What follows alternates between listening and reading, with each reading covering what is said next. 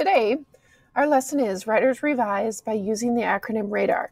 RADAR stands for Replace, Add, Delete, and Reorder. When you're revising, the first focus is to replace words that are not specific, words that are overused, or sentences that are unclear. The second step is to add new information, descriptive adjectives and adverbs, rhetorical or literary devices, meaning some figurative language. So we're going to focus on the replace and add portion of this acronym. A different day we'll focus on delete and reorder. So first, writers replace words that are not specific or words that are overused. So while I'm reading my paper out loud, I need to be thinking about, am I hearing words that are not specific? Am I hearing words that are overused? Am I hearing sentences that are unclear? And if so, I need to stop and jot down my thoughts, what I could replace them with. So as I read this, I'm thinking, what words are not specific? What words are overused? Or maybe what sentences are unclear? I was in college when I realized my morning routine was troublesome. I drove my roommate, Katie, bonkers with my chronic snooze button habit, but I did not know any different. Growing up, my brother always hit the snooze button numerous times, and I did too. Our parents were our alarm clocks. My brother's room was downstairs, and my dad made numerous trips up and down the steps to wake him up every morning. At least my room was on the main floor, but I still required numerous wake-up calls. So when I read this, the word numerous is showing up. And it's not for effect. It's by accident. 3 times I've used it in the same paragraph. So I'm thinking that I need to change that. And I've decided that I'm going to change this phrase here. I'm going to replace this phrase, made numerous trips up and down the steps, because my dad had to hike those steps up and down, up and down, up and down, and he got a little annoyed. So I think that if I address the fact that he had to walk up and down those steps like maybe 1,000 times, I could really emphasize the fact that it was annoying to him, and readers will understand that. Not only is my dad annoyed, but my brother and I, well, specifically in this instance, my brother has a really bad oversleeping habit. So I changed it, and I'm going to start here where it says our. I changed it to read, our parents were our alarm clocks. My brother's room was downstairs, and my dad walked up and down the steps 1,000,000 times to wake him up every morning. At least my room was on the main floor, but I still required numerous wake-up calls. I like that better. It includes some action. It includes hyperbole to address the fact that he had to hike those steps a lot, and I think readers will understand that my dad was probably annoyed.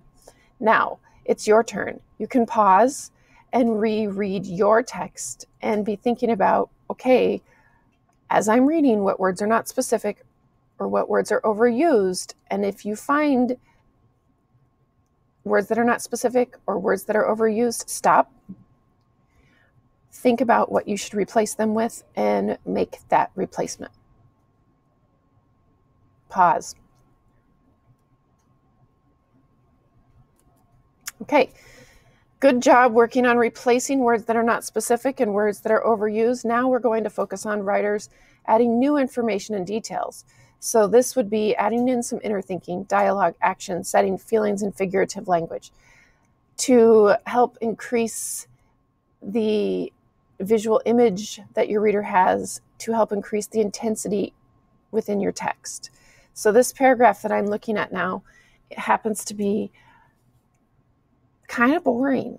And so I need to think about, what could I add in here to improve it? Okay, Kim, this is your chance.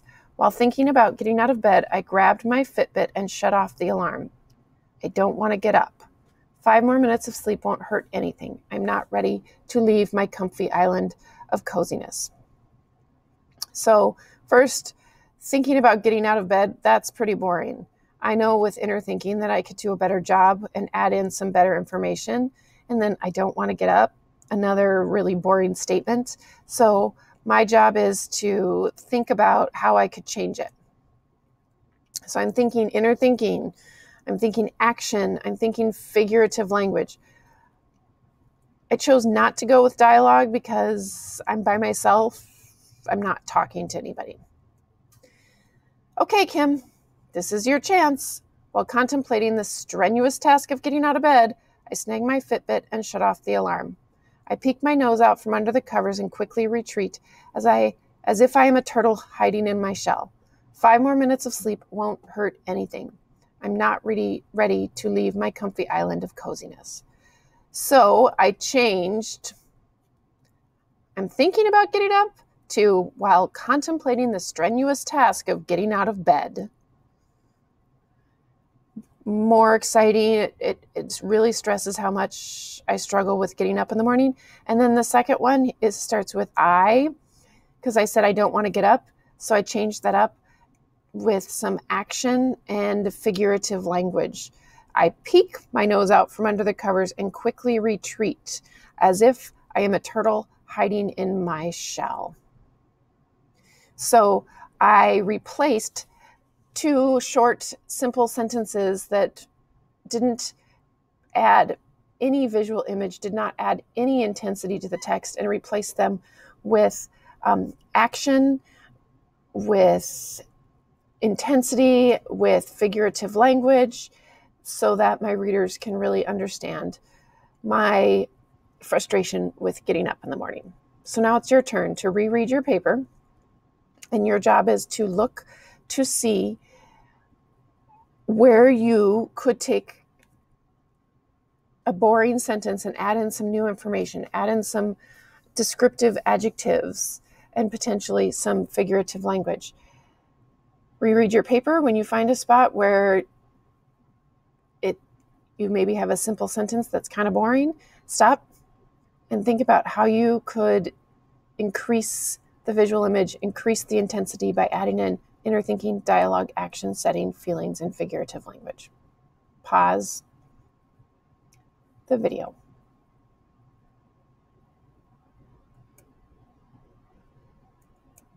Okay, so good job adding in details. So today we focused on Writer's Revise by using the acronym RADAR: replace, add, delete, and reorder. Replace: words that are not specific, words that are overused, sentences that are unclear. Add: new information, descriptive adjectives and adverbs, or rhetorical or literary devices. That's the first 2 revision strategies in the acronym RADAR. Now, this is a tool you can use with any type of writing that you do.